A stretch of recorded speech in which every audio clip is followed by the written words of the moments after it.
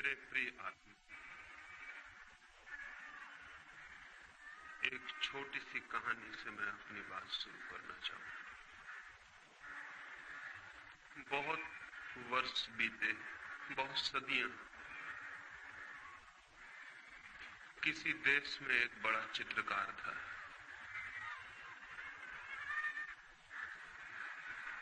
वो जब अपनी युवावस्था में था, उसने सोचा कि मैं एक ऐसा चित्र बनाऊं जिसमें भगवान का आनंद झलकता हो।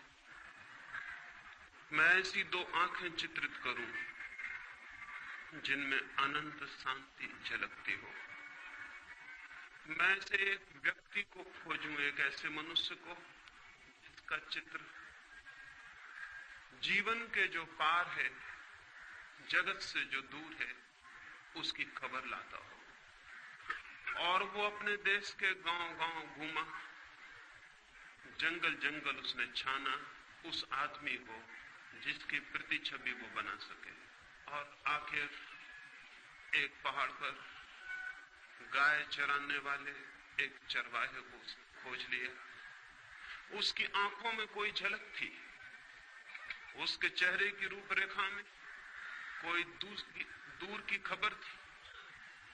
उसे देखकर ही लगता था कि मनुष्य के भीतर परमात्मा भी है। उसने उसके चित्र को बनाया। उस चित्र की लाखों प्रतियां गांव-गांव, दूर-दूर के देशों में बिकी। लोगों ने उस चित्र को घर में टांग कर अपने को धन्य समझा। फिर 20 वर्ष बाद वो चित्रकार बूढ़ा हो गया था और उस चित्रकार को एक ख्याल और आया। जीवन भर के अनुभव से उसे पता चला था कि आदमी में भगवान ही अगर अकेला होता तो ठीक था, आदमी में शैतान भी दिखाई पड़ता है। उसने सोचा कि मैं एक चित्र और बनाऊं जिसमें आदमी के भीतर शैतान की छवि हो, तब मेरे दोनों चित्र पूरे मनुष्य के चित्र बन सकेंगे। वो फिर गया बुढ़ापे में, जुआ घरों में, शराब खानों में, पागल घरों में। उसने खोजबीन की उस आदमी की जो आदमी ना हो, शैतान हो, जिसकी आंखों में नरक की लपटें जलती हों, जिसके चेहरे की आकृति उस सब का स्मरण दिलाती हो जो अशुभ है, कुरूप है, असुंदर है। वो पाप की प्रतिमा की खोज में निकला। एक प्रतिमा उसने परमात्मा की बनाई थी, वो एक प्रतिमा पाप की भी बनाना चाहता था। और बहुत खोजने के बाद एक कारागृह में उसे एक कैदी मिल गया जिसने 7 हत्याएं की थी और जो थोड़े ही दिनों बाद मृत्यु की प्रतीक्षा कर रहा था, फांसी पर लटकाया जाने को। उस आदमी की आंखों में नरक के दर्शन होते थे, घृणा जैसे साक्षात थी। उस आदमी की चेहरे की रूपरेखा ऐसी थी कि वैसा कुरूप मनुष्य खोजना मुश्किल था। उसने उसके चित्र को बनाया। जिस दिन उसका चित्र बन के पूरा हुआ, वो अपने पहले चित्र को भी लेकर कारागृह में आया और दोनों चित्रों को पास पास रख के देखने लगा कि कौन सी कलाकृति श्रेष्ठ बनी। तय करना मुश्किल था। चित्रकार खुद भी मुग्ध हो गया था। दोनों ही चित्र अद्भुत थे। कौन सा श्रेष्ठ था कला की दृष्टि से, यह तय करना मुश्किल था। और तभी उस चित्रकार को पीछे किसी की रोने की आवाज सुनाई पड़ी। लौट के देखा तो वो कैदी जंजीरों में बंधा रो रहा है जिसकी उसने तस्वीर बनाई थी। वो चित्रकार हैरान हुआ। उसने कहा कि मेरे दोस्त, तुम क्यों रोते हो? चित्रों को देखकर तुम्हें क्या तकलीफ हुई? उस आदमी ने कहा, मैंने इतने दिन तक छिपाने की कोशिश की, लेकिन आज मैं हार गया हूं। शायद तुम्हें पता नहीं कि पहली तस्वीर भी तुमने मेरी ही बनाई थी। ये दोनों तस्वीरें मेरी। 20 साल पहले पहाड़ पर जो आदमी तुम्हें मिला था वो मैं ही। और इसलिए रोता हूं कि मैंने 20 साल में कौन सी यात्रा कर ली, स्वर्ग से नरक की, परमात्मा से पाप की। पता नहीं ये कहानी कहां तक सच हो या न हो, लेकिन हर आदमी के जीवन में 2 तस्वीरें हैं। हर आदमी के भीतर शैतान है और हर आदमी के भीतर परमात्मा भी, और हर आदमी के भीतर नरक की भी संभावना है और स्वर्ग की भी। हर आदमी के भीतर सौंदर्य के फूल भी खिल सकते हैं और कुरूपता के गंदे डबरे भी बन सकते हैं। प्रत्येक आदमी इन दो यात्राओं के बीच निरंतर डोल रहा है।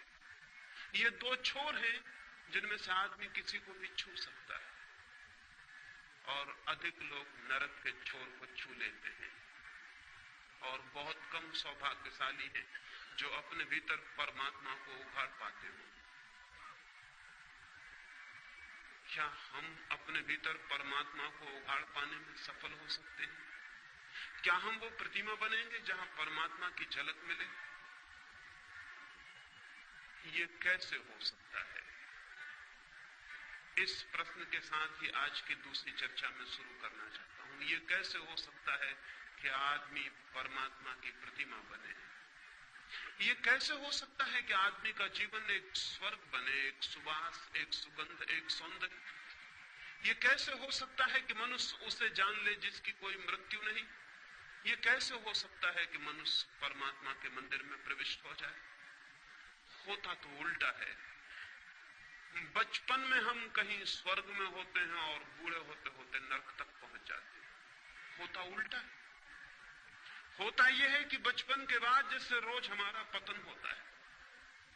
बचपन में तो किसी इनोसेंस, किसी निर्दोष संसार का हम अनुभव करते हैं, और फिर धीरे धीरे कपट से भरा हुआ, पाखंड से भरा हुआ मार्ग हम तय करते हैं। और बूढ़े होते होते न केवल हम शरीर से बूढ़े हो जाते हैं, बल्कि हम आत्मा से भी बूढ़े हो जाते हैं। न केवल शरीर दीनहीन, जीन जर्जर हो जाता है, बल्कि आत्मा भी पतित, दीन जर्जर हो जाती है। ये और इसे ही हम जीवन मान लेते हैं और समाप्त हो जाते हैं। धर्म इस संबंध में संदेह उठाना चाहता है। धर्म एक बड़ा संदेह है इस संबंध में कि यह आदमी की जीवन की यात्रा गलत है, कि स्वर्ग से हम नरक तक पहुंच जाएं।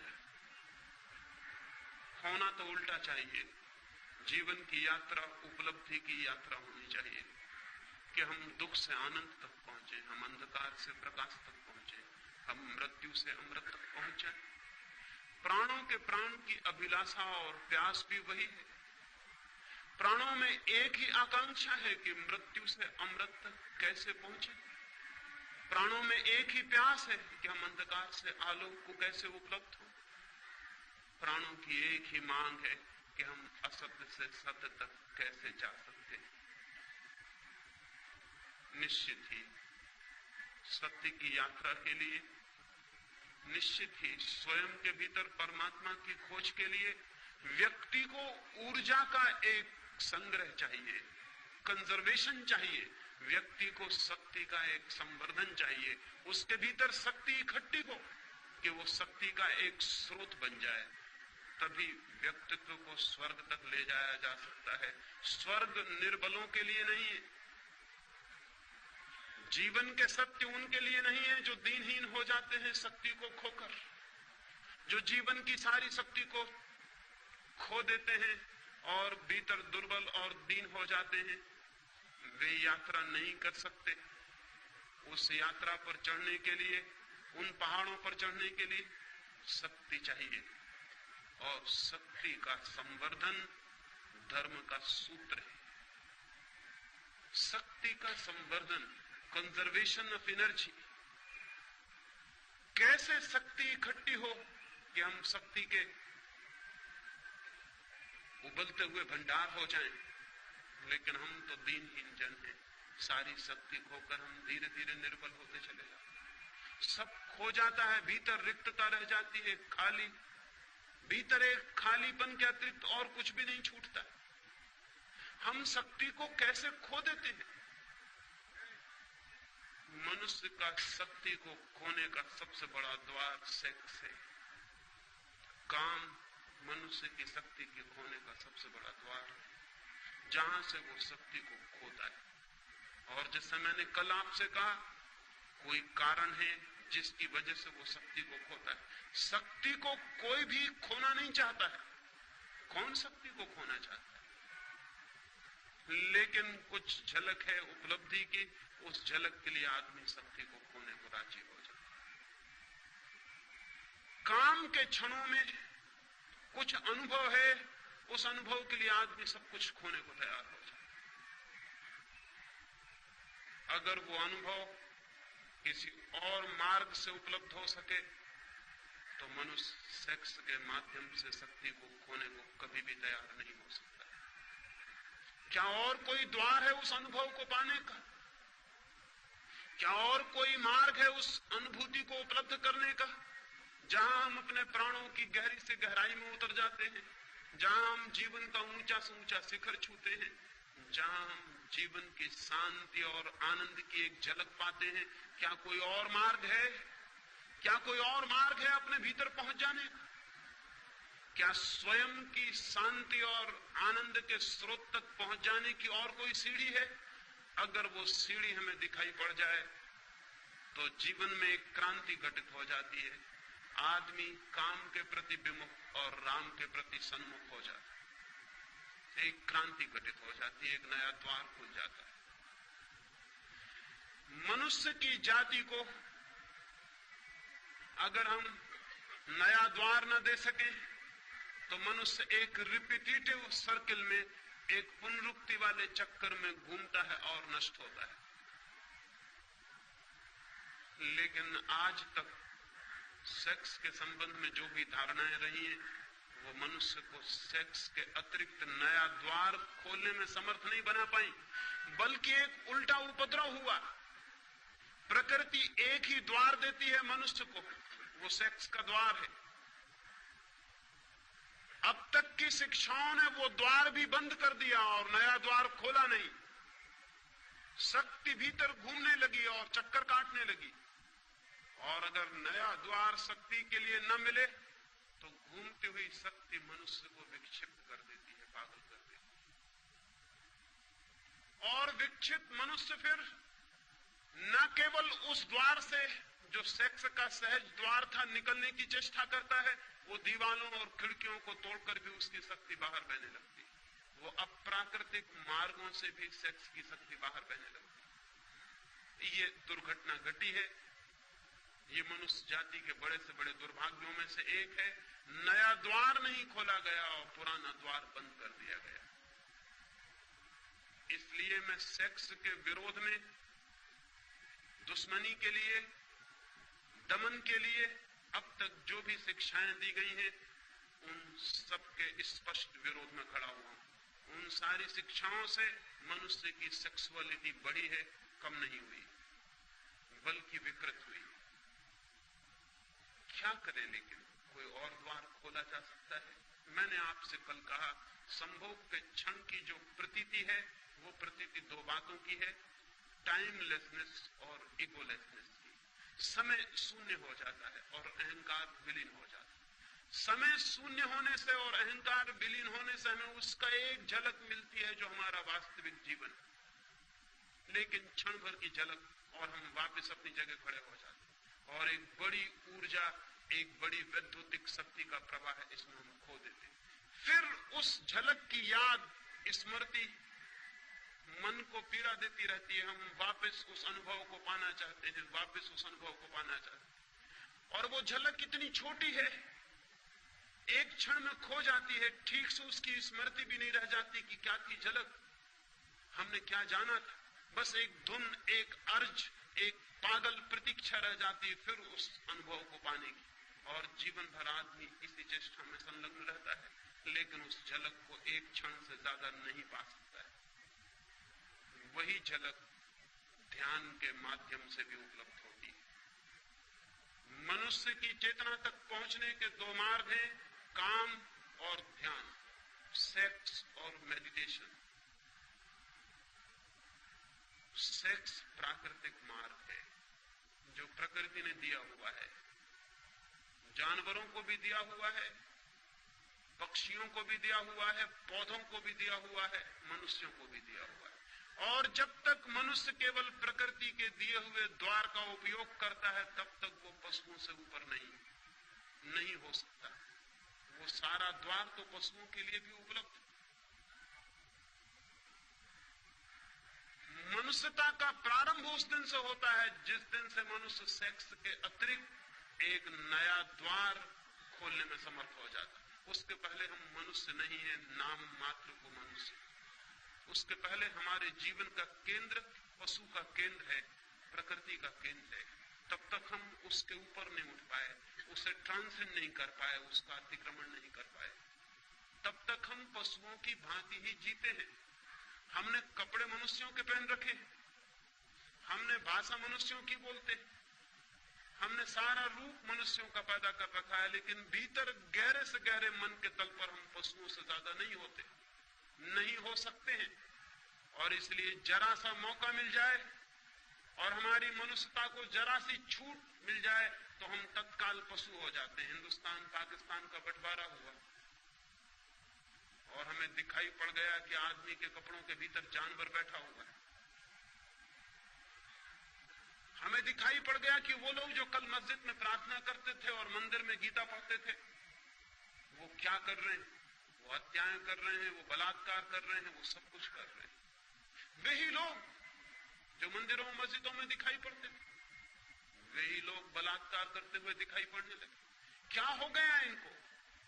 अभी दंगा फसाद हो जाए, अभी यहां दंगा हो जाए और यही आदमी को दंगे में मौका मिल जाएगा अपनी आदमियत से छुट्टी ले लेने, और फौरन वो जो भीतर छिपा हुआ पशु है प्रकट हो जाए।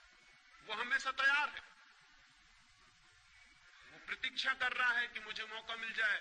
भीड़ भाड़ में उसे मौका मिल जाता है तो वो जल्दी से छोड़ देता है अपना ख्याल, वो जो बांध बूंद के उसने रखा हुआ है।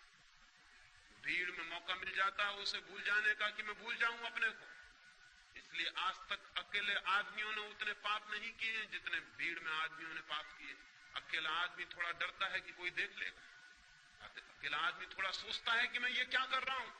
अकेले आदमी को अपने कपड़ों की थोड़ी फिक्र होती है कि लोग क्या कहेंगे, जानवर हो। लेकिन जब बड़ी भीड़ होती है तो अकेला आदमी कहता आप कौन देखता, आप कौन पहचानता। वो भीड़ के साथ एक हो जाता है, उसकी आइडेंटिटी मिट जाती है।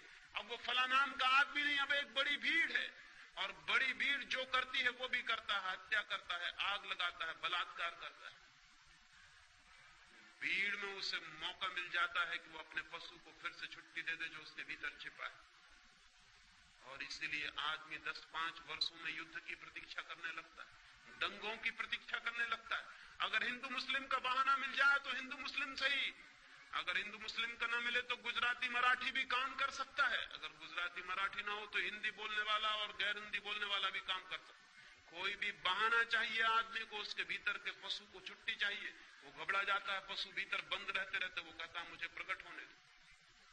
और आदमी के भीतर का पशु तब तक नहीं मिटता है जब तक पशुता का जो सहज मार्ग है उसके ऊपर मनुष्य की चेतना ना उठे। पशुता का सहज मार्ग, हमारी ऊर्जा, हमारी शक्ति का एक ही द्वार है बहने का, वो है सेक्स। और वो द्वार बंद कर दें तो कठिनाई खड़ी हो जाती है। उस द्वार को बंद करने के पहले नए द्वार का उद्घाटन होना जरूरी है, जीवन चेतना नई दिशा में प्रवाहित हो सके। लेकिन ये हो सकता है ये आज तक किया नहीं गया, नहीं किया गया क्योंकि दमन सरल मालूम पड़ा, रूपांतरण कठिन। दबा देना किसी बात को आसान है, बदलना, बदलने की विधि और साधना की जरूरत है। इसलिए हमने सरल मार्ग का उपयोग किया कि दबा दो अपने भीतर। लेकिन हम ये भूल गए कि दबाने से कोई चीज नष्ट नहीं होती है, दबाने से और बलशाली हो जाती। और हम ये भी भूल गए कि दबाने से हमारा आकर्षण और गहरा होता है। जिसे हम दबाते हैं वो हमारे चेतना की और गहरी परतों में प्रविष्ट हो जाता है। हम उसे दिन में दबा लेते हैं, वो सपनों में हमारे आंखों में झूलने लगता है। हम उसे रोजमर्रा दबा लेते हैं, वो हमारे भीतर प्रतीक्षा करता है कि कब मौका मिल जाए, कब मैं फूट पड़ूं, निकल पड़ूं। जिसे हम दबाते हैं उससे हम मुक्त नहीं होते, हम और गहरे अर्थों में और गहराइयों में और अचेतन में और अनकॉन्शियस तक उसकी जड़ें पहुंच जाती हैं और वो हमें जकड़ लेता है। आदमी सेक्स को दबाने के कारण ही बन गया और जकड़ गया। और यही वजह है, पशुओं का तो सेक्स का कोई अवधि होती है, कोई पीरियड होता है वर्ष में। आदमी की कोई अवधि ना रही, कोई पीरियड ना रहा। आदमी 24 घंटे 12 महीने सेक्सुअल है। सारे जानवरों में कोई जानवर ऐसा नहीं कि जो 12 महीने और 24 घंटे कामुकता से भरा हुआ। उसका वक्त है, उसकी ऋतु है, वो आती है और चला जाता है, और फिर उसका स्मरण भी खो जाता है। आदमी को क्या हो गया? आदमी ने दबाया जिस चीज को, वो फैलकर उसके 24 घंटे और 12 महीने के जीवन पर फैल गई। कभी आपने इस पर विचार किया कि कोई पशु हर स्थिति में हर समय कामुक नहीं होता, लेकिन आदमी हर स्थिति में हर समय कामुक है। जैसे कामुकता उबल रही है, जैसे कामुकता ही सब कुछ है। ये कैसे हो गया? ये दुर्घटना कैसे संभव हुई है? पृथ्वी पर सिर्फ मनुष्य के साथ हुई है और किसी जानवर के साथ नहीं। क्यों? एक ही कारण है, सिर्फ मनुष्य ने दबाने की कोशिश की है, और जिसे दबाया वो जहर की तरह सब तरफ फैल गया। और दबाने के लिए हमें क्या करना पड़ा? दबाने के लिए हमें निंदा करनी पड़ी, दबाने के लिए हमें गाली देनी पड़ी, दबाने के लिए हमें अपमानजनक भावनाएं पैदा करनी पड़ी। हमें कहना पड़ा सेक्स पाप है, हमें कहना पड़ा कि सेक्स नरक है, हमें कहना पड़ा कि जो सेक्स में है वो गरेत है, निंदित है। हमें ये सारी गालियां खोजनी पड़ी, तभी हम दबाने में सफल हो सके। और हमें ख्याल भी नहीं कि इन निंदाओं और गालियों के कारण हमारा सारा जीवन जहर से भर गया। नीत्शे ने एक वचन कहा है जो बहुत अर्थपूर्ण है। उसने कहा है कि धर्मों ने जहर खिला के सेक्स को मार डालने की कोशिश की थी। सेक्स मरा तो नहीं, सिर्फ जहरीला होकर जिंदा है। मर भी जाता तो ठीक था, वो मरा नहीं। लेकिन और गड़बड़ हो गई बात, वो जहरीला भी हो गया और जिंदा है। ये जो सेक्सुअलिटी है, ये जहरीला सेक्स है। सेक्स तो पशुओं में भी है, काम तो पशुओं में भी है, क्योंकि काम जीवन की ऊर्जा है। लेकिन सेक्सुअलिटी, कामुकता सिर्फ मनुष्य में, कामुकता पशुओं में नहीं। पशुओं की आंखों में देखें, वहां कामुकता दिखाई नहीं पड़ेगी।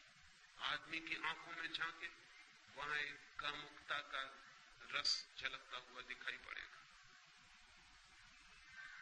इसलिए पशु आज भी एक तरह से सुंदर है, लेकिन दमन करने वाले पागलों की कोई सीमा नहीं है कि वो कहां तक बढ़ जाएंगे। मैंने कल आपको कहा था कि अगर हमें दुनिया को सेक्स से मुक्त करना है तो बच्चे और बच्चियों को एक दूसरे के निकट लाना होगा। इसके पहले कि उनमें सेक्स जागे, 14 साल के पहले वे एक दूसरे के शरीर से इतने स्पष्ट रूप से परिचित हो ले कि वो आकांक्षा विलीन हो जाए। लेकिन अमेरिका में अभी अभी एक नया आंदोलन चला है, और वो नया आंदोलन वहां के बहुत धार्मिक लोग चला रहे हैं। शायद आपको पता भी ना हो, वो नया आंदोलन बड़ा अद्भुत। वो आंदोलन ये है कि सड़कों पर गाय, भैंस, घोड़े, कुत्ता, बिल्ली को भी बिना कपड़ों के नहीं निकाला जाए, उनको कपड़े पहन के निकाला जाए। उनको भी कपड़े पहनाने चाहिए, क्योंकि नंगे पशुओं को देखकर बच्चे बिगड़ सकते। बड़े मजे की बात है, नंगे पशुओं को देखकर बच्चे बिगड़ सकते हैं। अमेरिका के कुछ नीति शास्त्री इसके बाबत आंदोलन और संगठन और संस्थाएं बना रहे हैं कि पशुओं को भी सड़कों पर नग्न नहीं लाया जा सकता। आदमी को बचाने की इतनी कोशिशें चल रही हैं, और कोशिश बचाने की जो करने वाले लोग हैं वही आदमी को नष्ट कर रहे हैं। कभी आपने ख्याल किया कि पशु अपनी नग्नता में भी अद्भुत है और सुंदर है? उसकी नग्नता में भी वो निर्दोष है, सरल और सीधा है। कभी आपको पशु नग्न है ये भी ख्याल शायद ही आया हो, जब तक कि आपके भीतर बहुत नंगापन न छिपा हो, तब तक आपको पशु नंगा नहीं दिखाई पड़ सकता है। लेकिन वे जो भयभीत लोग हैं, वे जो डरे हुए लोग हैं, वे भय और डर के कारण सब कुछ कर रहे हैं आज तक, और उनके सब करने से आदमी रोज नीचे से नीचे उतरता जा रहा है। जरूरत तो यह है कि आदमी भी किसी दिन इतना सरल हो कि नग्न खड़ा हो सके, निर्दोष और आनंद से भरा हुआ। जरूरत तो यह है जैसे महावीर जैसा व्यक्ति नग्न खड़ा हो गया। लोग कहते हैं कि उन्होंने कपड़े छोड़े, कपड़ों का त्याग किया। मैं कहता हूं न कपड़े छोड़े न कपड़ों का त्याग किया, चित्त इतना निर्दोष हो गया होगा, इतना इनोसेंट जैसे छोटे बच्चों का, तो वे नग्न खड़े हो गए होंगे।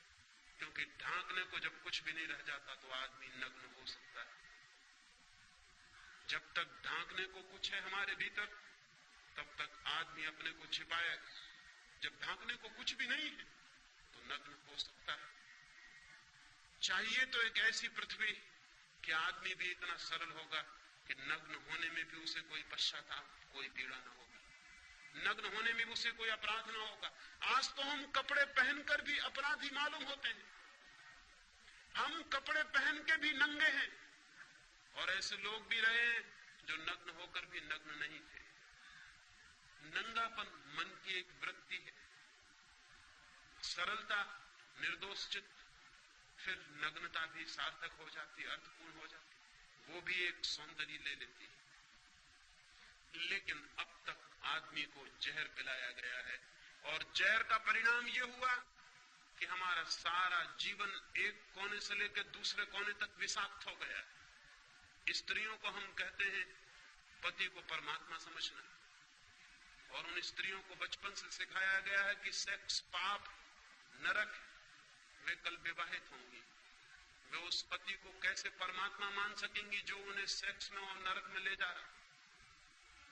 एक तरफ हम सिखाते हैं पति परमात्मा है, और पत्नी का अनुभव कहता है कि यही पहला पापी है जो मुझे नरक में घसीट रहा है। एक बहन ने मुझे आकर कहा, पिछली मीटिंग में जब मैं यहां बोला भारतीय विद्या भवन में, तो एक बहन मेरे पास उसी दिन आई और उसने कहा कि मैं बहुत गुस्से में हूं, मैं बहुत क्रोध में हूं। सेक्स तो बड़ी घृणित चीज है, सेक्स तो पाप है, और आपने सेक्स की इतनी बात क्यों की? मैं तो घृणा करती हूं सेक्स।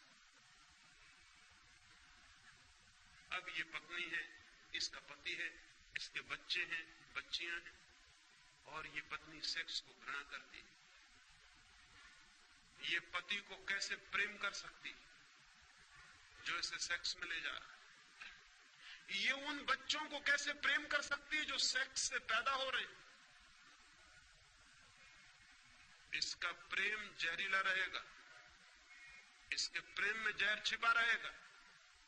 पति और इसके बीच एक बुनियादी दीवार खड़ी रहेगी, बच्चों और इसके बीच एक बुनियादी दीवार खड़ी रहेगी, क्योंकि वो सेक्स की दीवार और सेक्स की कंडेमनेशन की वृत्ति बीच में खड़ी है। ये बच्चे पाप से आए, ये पति और मेरे बीच पाप का संबंध, और जिनके साथ पाप का संबंध है उनके प्रति हम मैत्रीपूर्ण हो सकते हैं, पाप के प्रति हम मैत्रीपूर्ण हो सकते हैं। सारी दुनिया का ग्रस्त जीवन नष्ट किया है सेक्स को गाली देने वाले, निंदा करने वाले लोगों ने, और उन्होंने इसे नष्ट करके जो दुष्परिणाम लाए हैं वो ये नहीं है कि सेक्स से लोग मुक्त हो गए हों।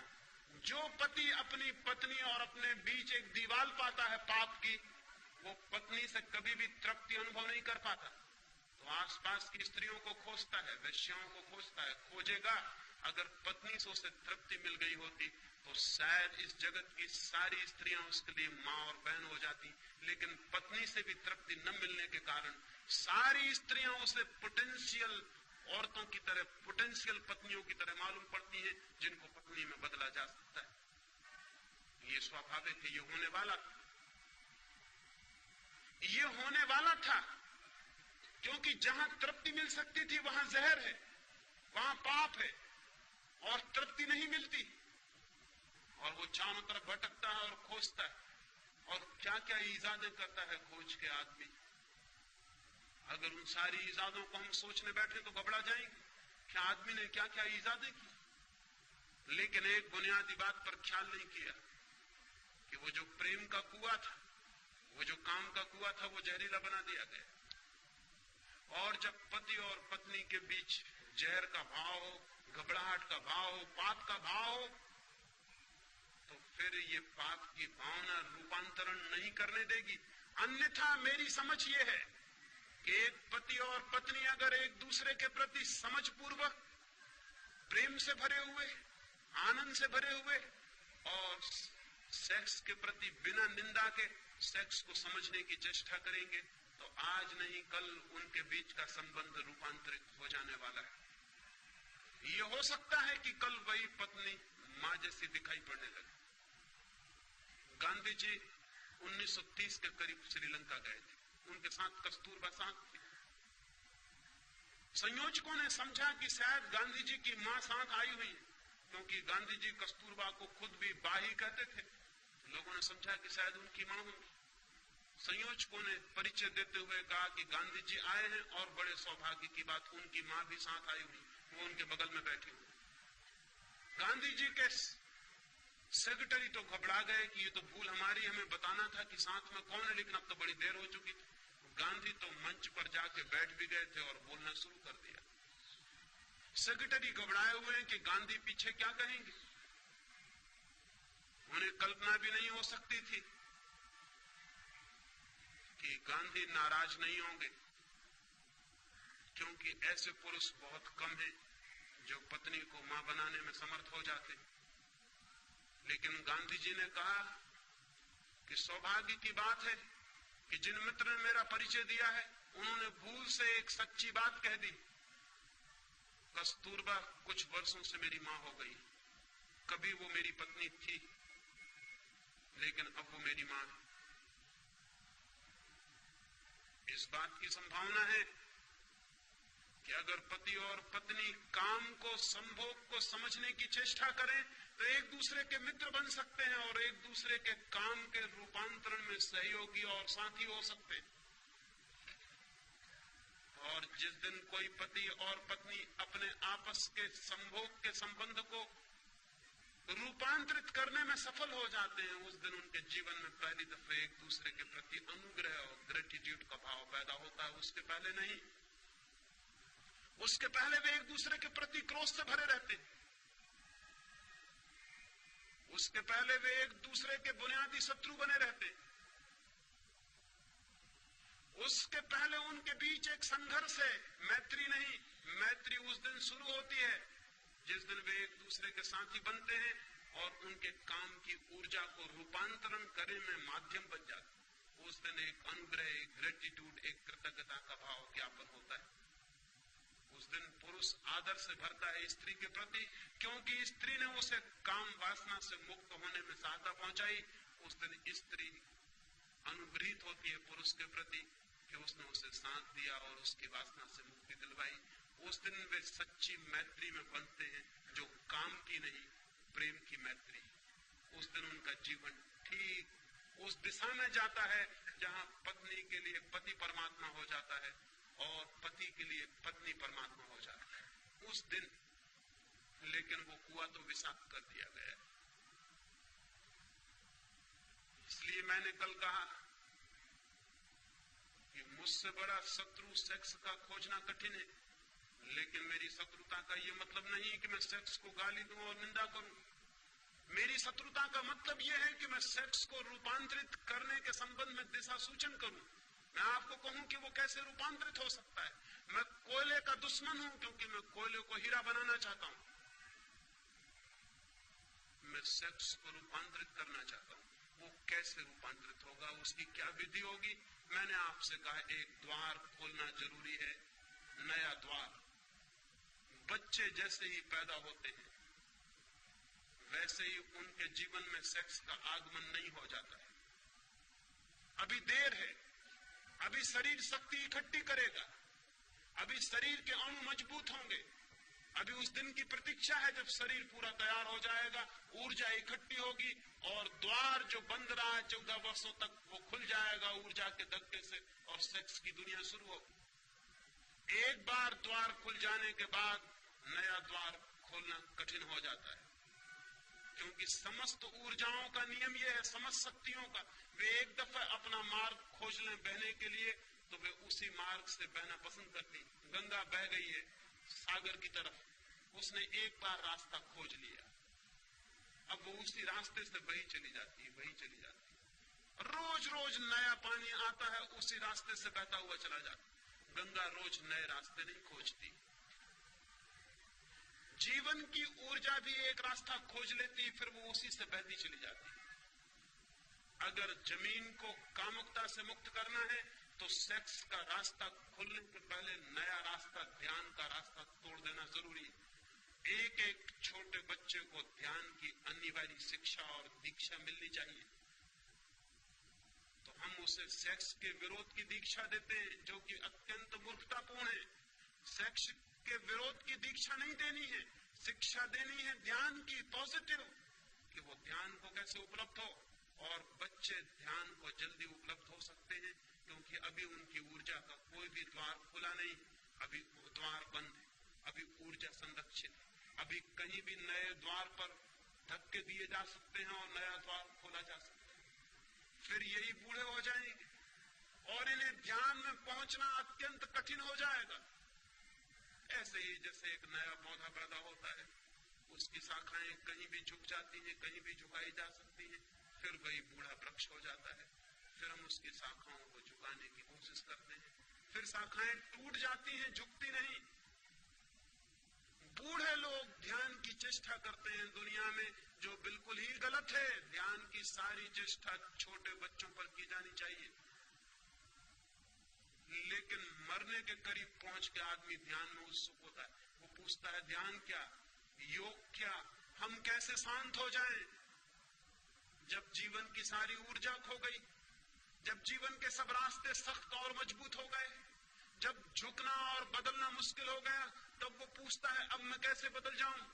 एक पैर आदमी कब्र में डाल लेता है, दूसरा पैर बाहर रख के पूछता है ध्यान का कोई रास्ता है?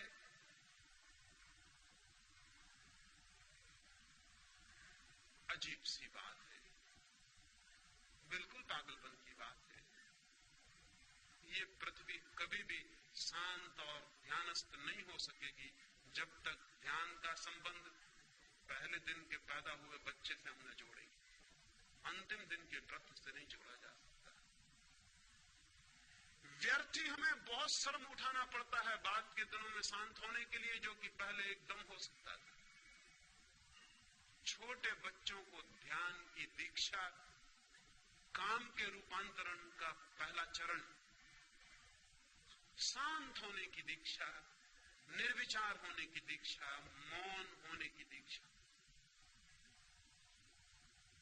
बच्चे ऐसे भी मौन हैं, बच्चे ऐसे भी शांत हैं। अगर उन्हें थोड़ा सा दिशा दी जाए और उन्हें मौन और शांत होने के लिए घड़ी भर की शिक्षा दी जाए, तो जब वे 14 वर्ष के होने के करीब आएंगे, जब काम जगेगा, तब तक उनका एक द्वार खुल चुका होगा, शक्ति इकट्ठी होगी और जो द्वार खुला है उसी द्वार से बहनी शुरू हो जाएगी। उन्हें शांति का, आनंद का, कालहीनता का, निरअहंकार भाव का अनुभव सेक्स के बहुत अनुभव के पहले उपलब्ध हो जाएगा। वही अनुभव उनकी ऊर्जा को गलत मार्गों से रोकेगा और ठीक मार्गों पर ले आएगा।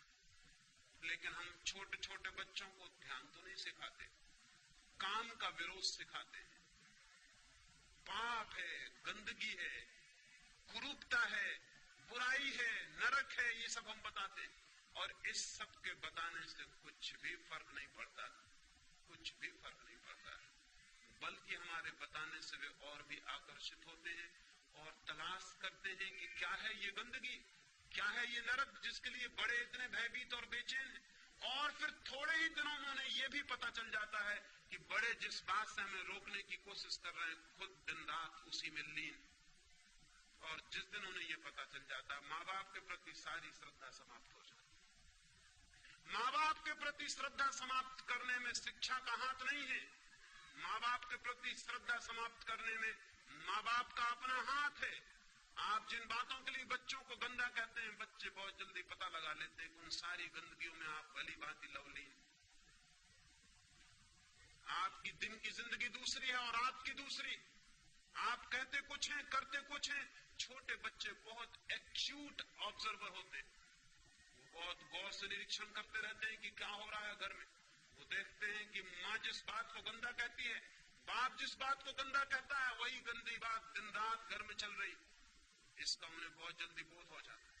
उनका सारा श्रद्धा का भाव विलीन हो जाता है कि धोखेबाज हैं ये माँ बाप, पाखंडी हैं, हिपोक्रेट हैं, ये बातें कुछ और कहते हैं, करते कुछ और हैं। और जिन बच्चों का माँ बाप पर से विश्वास उठ गया, वो बच्चे परमात्मा पर कभी विश्वास नहीं कर सकेंगे, इसको याद रखना। क्योंकि बच्चों के लिए परमात्मा का पहला दर्शन माँ बाप में होता है। अगर वो वहीं खंडित हो गया तो ये बच्चे भविष्य में नास्तिक हो जाने वाले। बच्चों को पहले परमात्मा की प्रतीति अपने माँ बाप की पवित्रता से होती है। पहली दफा बच्चे माँ बाप को ही जानते हैं निकटतम, और उनसे ही उन्हें पहली दफा श्रद्धा और रिवरेंस का भाव पैदा होता है। अगर वही खंडित हो गया तो इन बच्चों को मरते दम तक वापस परमात्मा के रास्ते पे लाना मुश्किल हो जाएगा।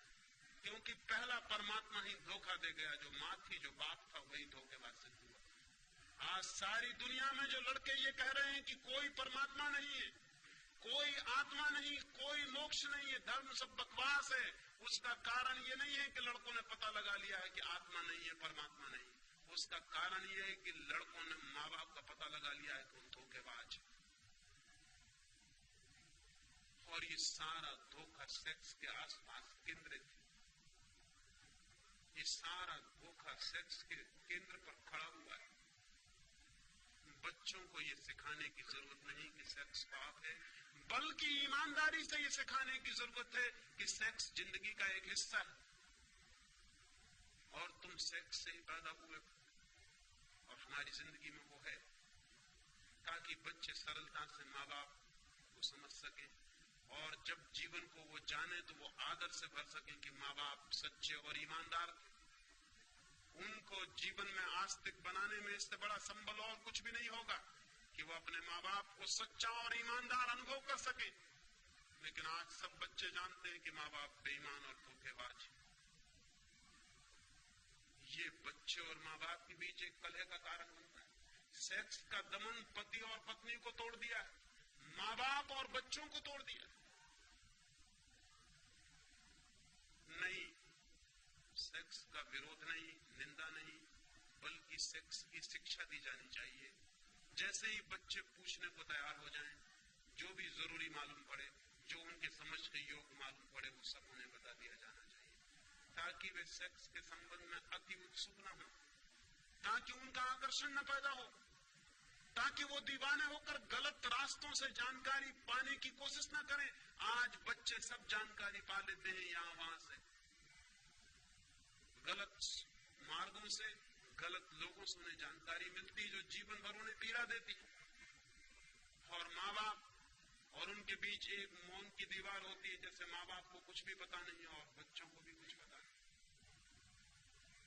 उन्हें सेक्स की सम्यक शिक्षा मिलनी चाहिए, राइट एजुकेशन।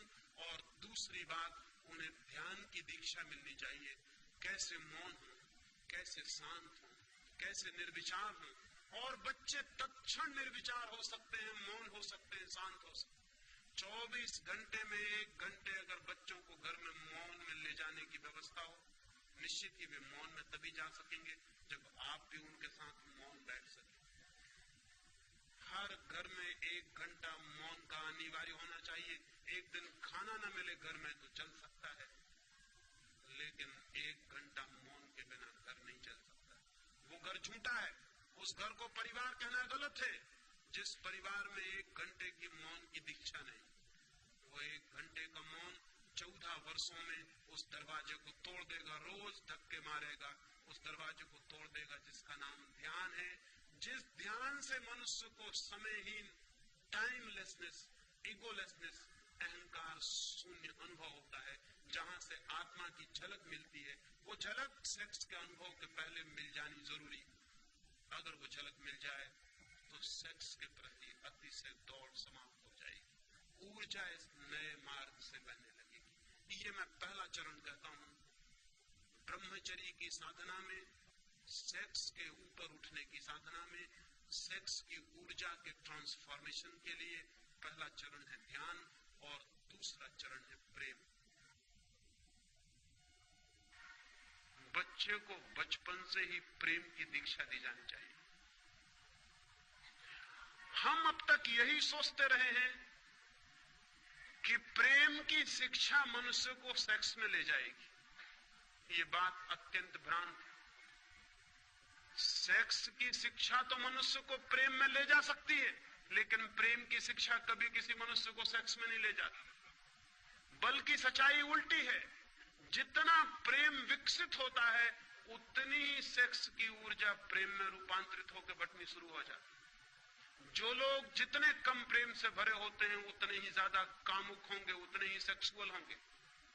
जिनके जीवन में जितना कम प्रेम है उनके जीवन में उतनी ही ज्यादा घृणा होगी। जिनके जीवन में जितना कम प्रेम है उनके जीवन में उतना ही विद्वेष होगा। जिनके जीवन में जितना कम प्रेम है उनके जीवन में उतनी ही ईर्ष्या होगी। जिनके जीवन में जितना कम प्रेम है उतनी ही उनके जीवन में प्रतिस्पर्धा होगी। जिनके जीवन में जितना कम प्रेम है उनके जीवन में उतनी चिंता और दुख होगा। दुख, चिंता, ईर्ष्या, घृणा, द्वेष, इन सब से जो आदमी जितना ज्यादा घिरा है उसकी शक्तियां सारी की सारी भीतर इकट्ठी हो जाती हैं। उनके निकास का कोई मार्ग नहीं रह जाता। उनके निकास का एक ही मार्ग रह जाता है, वो सेक्स। प्रेम शक्तियों का निकास बनता है। प्रेम बहाव है, क्रिएशन, सृजनात्मक है प्रेम, इसलिए वो बहता है और एक तृप्ति लाता है। वो तृप्ति सेक्स की तृप्ति से बहुत ज्यादा कीमती और गहरी। जिसे वो तृप्ति मिल गई वो फिर कंकड़ पत्थर नहीं बीनता, जिसे हीरे जवाहरात मिलने शुरू हो जाते। लेकिन घृणा से भरे आदमी को वो तृप्ति कभी नहीं मिलती। घृणा में वो तोड़ देता है चीजों को, लेकिन तोड़ने से कभी किसी आदमी को कोई तृप्ति नहीं मिलती। तृप्ति मिलती है निर्माण करने से। द्वेष से भरा आदमी संघर्ष करता है, लेकिन संघर्ष से कोई तृप्ति नहीं मिलती। तृप्ति मिलती है दान से, देने से, छीन लेने से नहीं। संघर्ष करने वाला छीन लेता है, छीनने से वो तृप्ति कभी नहीं मिलती जो किसी को दे देने से और दान से उपलब्ध होती है। महत्वाकांक्षी आदमी एक पद से दूसरे पद की यात्रा करता रहता है, लेकिन कभी भी शांत नहीं हो पाता। शांत वे होते हैं जो पदों की यात्रा नहीं बल्कि प्रेम की यात्रा करते हैं, जो प्रेम के एक तीर्थ से दूसरे तीर्थ की यात्रा करते हैं। जितना आदमी प्रेमपूर्ण होता है उतना तृप्ति, एक कंटेंटमेंट, एक गहरा संतोष, एक आनंद का भाव, एक उपलब्धि का भाव उसके प्राणों के रग रग में बहने लगता है। उसके सारे शरीर से एक रस झलकने लगता है जो तृप्ति का रस है, जो आनंद का रस है। वैसा तृप्त आदमी सेक्स की दिशाओं में नहीं जाता। जाने के लिए, रोकने के लिए चेष्टा नहीं करनी पड़ती, वो जाता ही नहीं। क्योंकि यही तृप्ति क्षण भर को सेक्स से मिलती थी, प्रेम से ये तृप्ति 24 घंटे को मिल जाती। तो दूसरी दिशा है कि व्यक्तित्व का अधिकतम विकास प्रेम के मार्गों पर होना चाहिए। हम प्रेम करें, हम प्रेम दें, हम प्रेम में जिए। और जरूरी नहीं है कि हम प्रेम मनुष्य को ही देंगे तभी प्रेम की दीक्षा होगी। प्रेम की दीक्षा तो पूरे व्यक्तित्व के प्रेम पूर्ण होने की दीक्षा है। वो तो टू बी लविंग होने की दीक्षा है। एक पत्थर को भी हम उठाएं तो ऐसे उठा सकते हैं जैसे मित्र को उठा रहे हैं, और एक आदमी का हाथ भी हम ऐसे पकड़ सकते हैं जैसे शत्रु का हाथ पकड़े हुए। एक आदमी वस्तुओं के साथ भी प्रेमपूर्ण व्यवहार कर सकता है। एक आदमी आदमियों के साथ भी ऐसा व्यवहार करता है जैसा वस्तुओं के साथ भी नहीं करना चाहिए। घृणा से भरा हुआ आदमी वस्तुएं समझता है मनुष्यों को। प्रेम से भरा हुआ आदमी वस्तुओं को भी व्यक्तित्व देता है। एक फकीर से मिलने एक जर्मन यात्री गया हुआ था। वो किसी क्रोध में होगा, उसने दरवाजे पर जोर से जूते खोल दिए। जब जूतों को पटका, धक्का दिया दरवाजे को जोर से। क्रोध में आदमी जूते भी खोलता है तो ऐसे जैसे जूते दुश्मन, दरवाजा भी खोलता है तो ऐसे जैसे दरवाजे से कोई झगड़ा हो। दरवाजे को धक्के देकर वो भीतर गया, उस फकीर से जाके नमस्कार किया। उस फकीर ने कहा कि नहीं, अभी मैं नमस्कार का उत्तर न दे सकूंगा, पहले तुम दरवाजे से और जूतों से क्षमा मांगो। उस आदमी ने कहा, पागल हो गए हैं, दरवाजों और जूतों से क्षमा? क्या उनका भी कोई व्यक्तित्व है? उस फकीर ने कहा, तुमने क्रोध करते समय कभी भी ना सोचा कि इनका कोई व्यक्तित्व है। तुमने जूते ऐसे पटके जैसे उनमें जान हो, जैसे उनका कोई कसूर हो। तुमने दरवाजा ऐसा खोला जैसे तुम दुश्मन हो। नहीं, जब तुमने क्रोध करते वक्त उनका व्यक्तित्व मान लिया तो पहले जाओ क्षमा मांग के आ जाओ, तब मैं तुमसे आगे बात करूं, अन्यथा मैं बात करने को नहीं। अब वो आदमी दूर जर्मनी से उस फकीर को मिलने गया था, इतनी सी बात पर मुलाकात ना हो सकेगी, मजबूरी थी, उसे जाके दरवाजे पर हाथ जोड़ के क्षमा मांगनी पड़ी कि मित्र क्षमा कर दो। जूतों को कहना पड़ा माफ करिए, भूल हो गई हमने जो आपको इस भांति गुस्से में खोला। उस जर्मन यात्री ने लिखा है कि लेकिन जब मैं क्षमा मांग रहा था तो पहले तो मुझे हंसी आई कि मैं क्या पागलपन कर रहा हूं, लेकिन जब मैं क्षमा मांग चुका तो मैं हैरान हुआ, मुझे एक इतनी शांति मालूम हुई जिसकी मुझे कल्पना नहीं हो सकती थी कि दरवाजे और जूतों से क्षमा मांग के शांति मिल सकती। मैं जाकर उस फकीर के पास बैठा, वो हंसने लगा और उसने कहा अब ठीक, अब कुछ बात हो सकती है, तुमने थोड़ा प्रेम जाहिर किया, अब तुम संबंधित हो सकते हो, समझ भी सकते हो, क्योंकि अब तुम प्रफुल्लित हो, अब तुम आनंद से भर गए हो। सवाल मनुष्यों के साथ ही प्रेमपूर्ण होने का नहीं, प्रेमपूर्ण होने का है। ये सवाल नहीं है कि मां को प्रेम दो, ये गलत बातें हैं। जब कोई मां अपने बच्चे को कहती है कि मैं तेरी मां हूं इसलिए प्रेम कर, तब वो गलत शिक्षा दे रही है, क्योंकि जिस प्रेम में इसलिए लगा हुआ है देयरफॉर, वो प्रेम झूठा। जो कहता है इसलिए प्रेम करो कि मैं बाप हूं, वो गलत शिक्षा दे रहा है। वो कारण बता रहा है प्रेम का, प्रेम अकारण होता है, प्रेम कारण सहित नहीं होता। मां कहती मैं तेरी मां हूं, मैंने तुझे इतने दिन पाला पोसा बड़ा किया इसलिए प्रेम कर, वो वजह बता रही, प्रेम खत्म हो गया। अगर वो प्रेम भी होगा तो बच्चा झूठा प्रेम दिखाने की कोशिश करेगा, क्योंकि ये मां है इसलिए प्रेम दिखाना पड़ेगा। नहीं, प्रेम की शिक्षा का मतलब है प्रेम का कारण नहीं, प्रेम पूर्ण होने की सुविधा और व्यवस्था कि बच्चा प्रेम पूर्ण हो सके। जो मां कहती मुझसे प्रेम कर क्योंकि मैं मां हूं, वो प्रेम नहीं सिखा रही। उसे ये कहना चाहिए कि ये तेरा व्यक्तित्व, ये तेरे भविष्य, ये तेरे आनंद की बात है कि जो भी तेरे मार्ग पे पड़ जाए तू उससे प्रेम पूर्ण हो।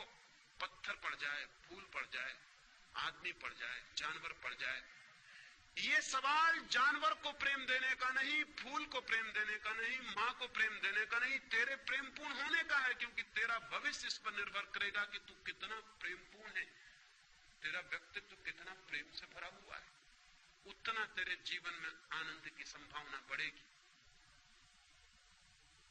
प्रेम पूर्ण होने की शिक्षा चाहिए मनुष्य को, तो वो कामुकता से मुक्त हो सकता है। लेकिन हम तो प्रेम की कोई शिक्षा नहीं देते, हम तो प्रेम का कोई भाव पैदा नहीं करते। हम तो प्रेम के नाम पर भी जो बातें करते हैं वो झूठी सिखाते हैं उनको। क्या आपको पता है कि एक आदमी एक के प्रति प्रेमपूर्ण और दूसरे के प्रति घृणापूर्ण हो सकता है? यह असंभव है। प्रेमपूर्ण आदमी प्रेमपूर्ण होता है, आदमियों से कोई संबंध नहीं है उस बात का। अकेले में बैठता है तो भी प्रेमपूर्ण होता है, कोई नहीं होता तो भी प्रेमपूर्ण होता है। प्रेमपूर्ण होना उसके स्वभाव की बात है, वो आपसे संबंधित होने का सवाल नहीं। क्रोधी आदमी अकेले में भी क्रोधपूर्ण होता है, घृणा से भरा आदमी अकेले में भी घृणा से भरा होता है। वो अकेले भी बैठा है तो आप उसको देख के कह सकते हैं कि ये आदमी क्रोधी है, हालांकि वो किसी पर क्रोध नहीं कर रहा है, लेकिन उसका सारा व्यक्तित्व क्रोधी। प्रेमपूर्ण आदमी अगर अकेले में बैठा है तो आप कहेंगे ये आदमी कितने प्रेम से भरा हुआ बैठा। फूल एकांत में खिलते हैं जंगल के तो वहां भी सुगंध बिखेरते रहते हैं, चाहे कोई सूंघने वाला हो या ना हो। रास्ते से कोई निकले या निकले, फूल सुगंधित होता रहता है। फूल का सुगंधित होना स्वभाव है, इस भूल में आप मत पड़ना कि आपके लिए सुगंधित हो रहा है। प्रेमपूर्ण होना व्यक्तित्व बनाना चाहिए, वो हमारा व्यक्तित्व हो, इससे कोई संबंध नहीं कि वो किसके प्रति। लेकिन जितने प्रेम करने वाले लोग हैं वो सोचते हैं कि मेरे प्रति प्रेमपूर्ण हो जाओ और किसी के प्रति नहीं, और उनको पता नहीं कि जो सबके प्रति प्रेमपूर्ण नहीं वो किसी के प्रति प्रेमपूर्ण नहीं हो सकता। पत्नी कहती पति से मुझे प्रेम करना बस, फिर आ गया स्टॉप, फिर इधर उधर कहीं देखना मत, फिर और कहीं तुम्हारे प्रेम की जरा सी धारा ना बहे, बस प्रेम यानी इस तरफ। और उस पत्नी को पता नहीं कि ये प्रेम झूठा वो अपने हाथ से किए ले रही। जो पति प्रेमपूर्ण नहीं है हर स्थिति में हर एक के प्रति, वो पत्नी के प्रति भी प्रेमपूर्ण कैसे हो सकता है? प्रेमपूर्ण 24 घंटे के जीवन का स्वभाव ऐसी कोई बात नहीं कि हम किसी के प्रति प्रेमपूर्ण हो जाएं और किसी के प्रति प्रेमहीन हो जाएं, लेकिन आज तक मनुष्यता इसको समझने में समर्थ नहीं हो पाई। बाप कहता है कि मेरे प्रति प्रेमपूर्ण, लेकिन घर में जो चपरासी है उसके प्रति वो तो नौकर, लेकिन उसे पता नहीं कि जो बेटा एक बूढ़े नौकर के प्रति प्रेमपूर्ण नहीं हो पाया है, वो बूढ़ा नौकर भी किसी का बाप है। वो आज नहीं कल जब उसका बाप भी बूढ़ा हो जाएगा उसके प्रति भी प्रेमपूर्ण नहीं रह जाएगा, तब ये बाप पछताएगा कि मेरा लड़का मेरे प्रति प्रेमपूर्ण नहीं। लेकिन इस बाप को पता ही नहीं कि लड़का प्रेमपूर्ण हो सकता था उसके प्रति भी, अगर जो भी आसपास थे सबके प्रति प्रेमपूर्ण होने की शिक्षा दी गई होती तो वो इसके प्रति भी प्रेमपूर्ण होता। प्रेम स्वभाव की बात है, संबंध की बात नहीं। प्रेम रिलेशनशिप नहीं है, प्रेम है स्टेट ऑफ माइंड, वो मनुष्य के व्यक्तित्व का भीतरी अंग है। तो हमें प्रेमपूर्ण होने की दूसरी दीक्षा दी जानी चाहिए एक एक चीज के प्रति। अगर बच्चा एक किताब को भी गलत ढंग से रखे तो गलती बात है, उसे उसी क्षण टोकना चाहिए कि तुम्हारे व्यक्तित्व के लिए शोभादायक नहीं कि तुम इस भांति किताब को रखो। कोई देखेगा, कोई सुनेगा, कोई पाएगा कि तुम किताब के साथ दुर्व्यवहार किए हो, तुम एक कुत्ते के साथ गलत ढंग से पेश आए हो। ये तुम्हारे व्यक्तित्व की गलती है। एक फकीर के बाबत मुझे ख्याल आता है, एक छोटा सा फकीर का झोपड़ा। रात थी, जोर से वर्षा होती थी, रात के 12 बजे होंगे। फकीर और उसकी पत्नी दोनों सोते थे। किसी आदमी ने दरवाजे पर दस्तक दी। छोटा था झोपड़ा, कोई शायद शरण चाहता है। उसकी पत्नी से उसने कहा कि द्वार खोल दे। कोई द्वार पर खड़ा है, कोई यात्री, कोई अपरिचित मित्र। सुनते हैं उसकी बात। उसने कहा कोई अपरिचित मित्र, हमारे तो जो परिचित हैं वो भी मित्र नहीं होते। उसने कहा कोई अपरिचित मित्र, ये प्रेम का भाव। कोई अपरिचित मित्र द्वार पर खड़ा है, द्वार खोल। उसकी पत्नी ने कहा लेकिन जगह तो बहुत कम है, हम 2 के लायक ही मुश्किल से है, कोई तीसरा आदमी भीतर आएगा तो हम क्या करेंगे। उस फकीर ने कहा पागल, ये किसी अमीर का महल नहीं है कि छोटा पड़ जाए, ये गरीब की झोपड़ी। अमीर का महल छोटा पड़ जाता है हमेशा, एक मेहमान आ जाए तो महल छोटा पड़ जाता है। ये गरीब की झोपड़ी है।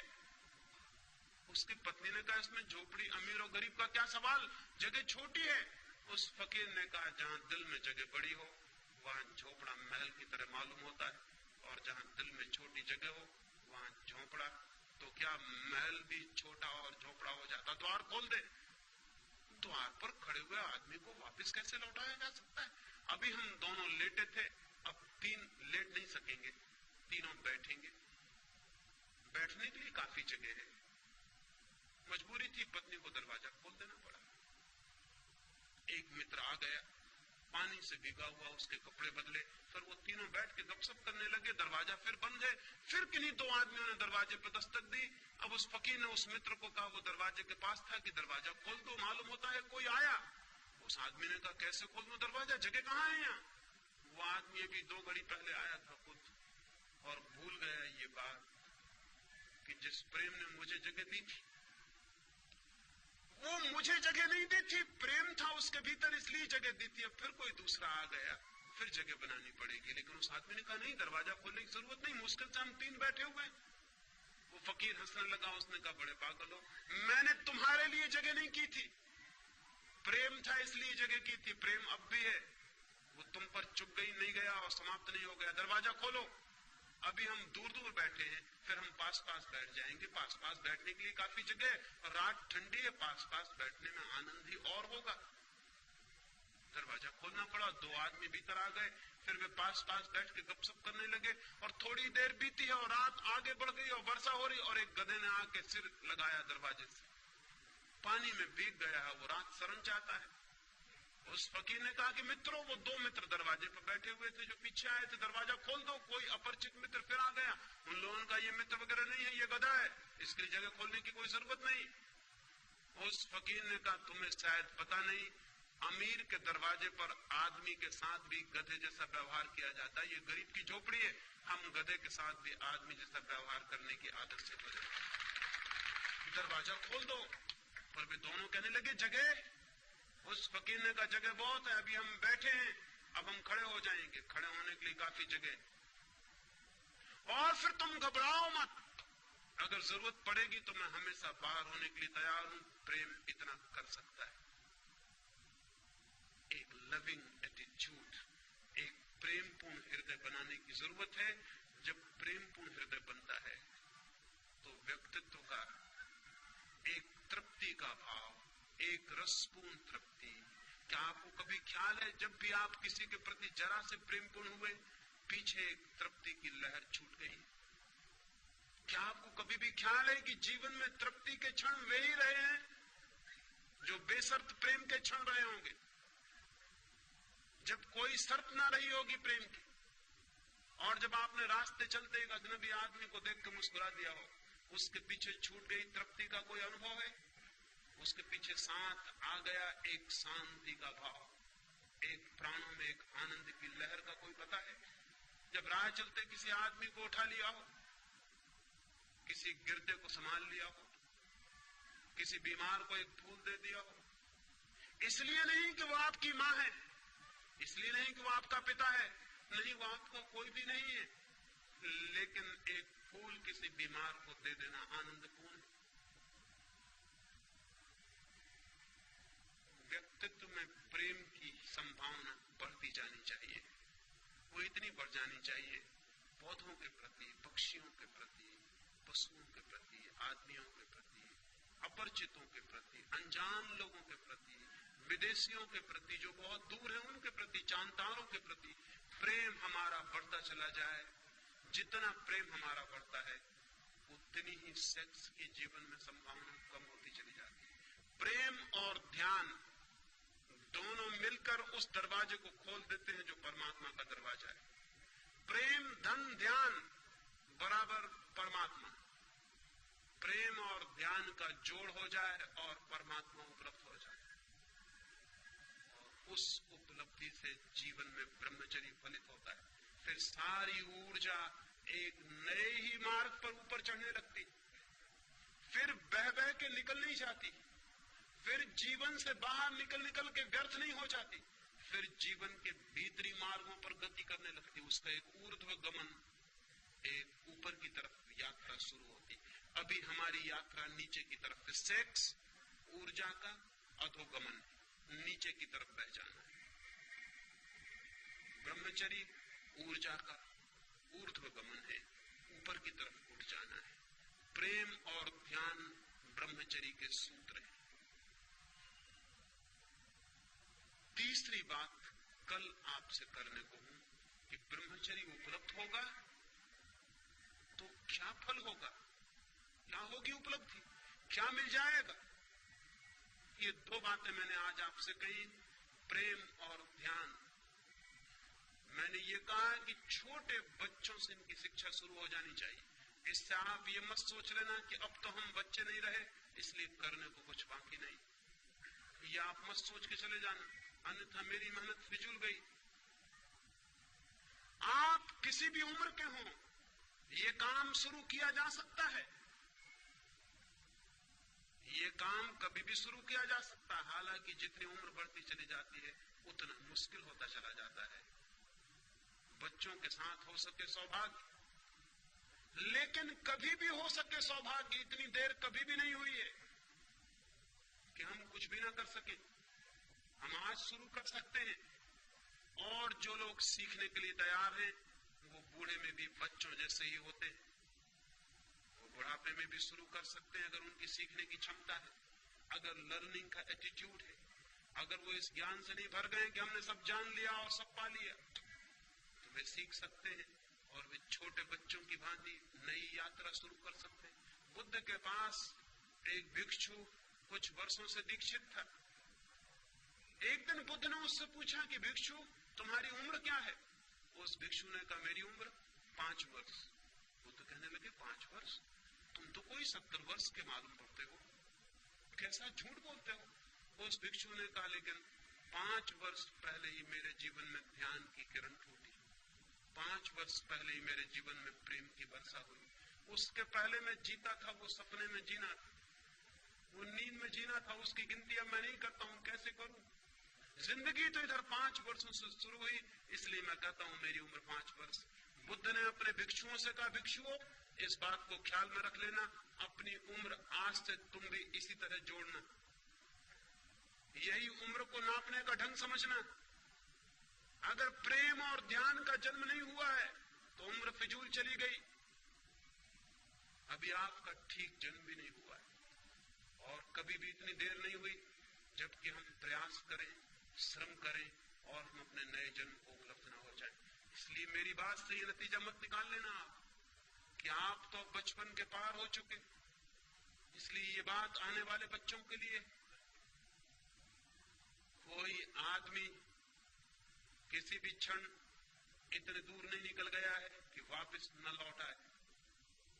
कोई आदमी कितने ही गलत रास्तों पर चला हो, ऐसी जगह नहीं पहुंच गया है कि ठीक रास्ता उसे दिखाई न पड़ सके। कोई आदमी कितने ही हजारों वर्षों से अंधकार में रह रहा हो, इसका मतलब ये नहीं है कि वो दिया जलाएगा तो अंधकार कहेगा कि मैं 1000 वर्ष पुराना हूं इसलिए नहीं टूटता। दिया जलाने से एक दिन का अंधकार भी टूटता है, 1000 साल का अंधकार भी उसी तरह टूट जाता है। दिया जलाने की चेष्टा बचपन में आसानी से हो सकती है, बाद में थोड़ी कठिनाई है, लेकिन कठिनाई का अर्थ असंभावना नहीं। कठिनाई का अर्थ है थोड़ा ज्यादा श्रम, कठिनाई का अर्थ है थोड़ा ज्यादा संकल्प, कठिनाई का अर्थ है थोड़ा ज्यादा लगन पूर्वक, ज्यादा सातत्य से तोड़ना पड़ेगा व्यक्तित्व की जो बंदी धाराएं हैं उनको, और नए मार्ग खोलने पड़ेंगे। लेकिन जब नए मार्ग की जरा सी भी किरण फूटनी शुरू होती है तो सारा श्रम ऐसा लगता है कि हमने कुछ भी नहीं किया और बहुत कुछ पा लिया है। जब एक किरण भी आती है उस आनंद की, उस सत्य की, उस प्रकाश की, तो लगता है हमने तो बिना कुछ किए पा लिया है, क्योंकि हमने जो किया था उसका तो कोई भी मूल्य नहीं था। जो हाथ में आ गया है वो तो अमूल्य है। इसलिए ये भाव मन में आप न लेंगे, ऐसी मेरी प्रार्थना है। मेरी बातों को इतनी शांति और प्रेम से सुना, उसके लिए बहुत बहुत अनुग्रहित हूँ और अंत में सबके भीतर बैठे परमात्मा को प्रणाम करता हूँ।